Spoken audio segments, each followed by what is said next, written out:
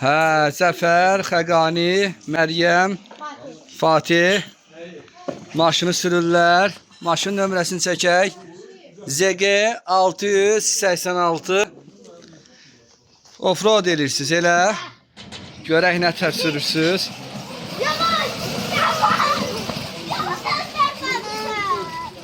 Fatih, nə tərdir?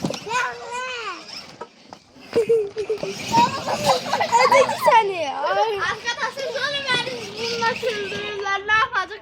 Bilmiyorum. Vay, düşdü. Dəriyə düşdü maşın. Maşını qoşub çıxartmaq lazımdır. El imkanlarıyla. Öz imkanlarıyla çıxardım. Bəlkə düşürdəsən ağır olmasın. Məryəmi Fatih'i düşürt. Yok gitti. Xəqani güc ver. Gitti. Aferin, aferin. Nereye düştüm? Aferin sizə. Olubdu yenə. Yine var ileride az kalsa yoktu mu? Zor yollar. Rolumuzda şey yoktu diye. Ne yoktu? Zincir döndürmek için yoktu diye. Vay, Fatih Rolumuz sür də. dönür.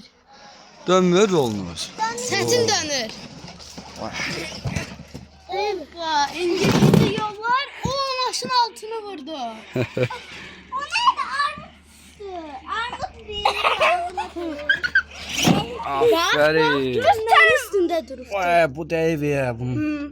Quruş teli zad deyibdi. Armut çanama değdi. Bakın. Baxın. Armut çanama değmişti be. Ağaçdan düşdü. Ha. Oo, başına düşüb. Değmedi. Başını yarı eləyərmiş.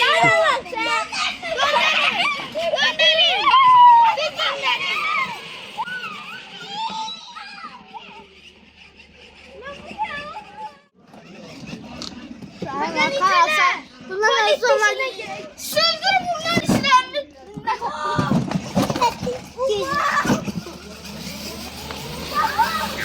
Gel kayda. Düşmeyin eşman var. Ben düşeceğim. Ha yaxşı düş. Döndüm.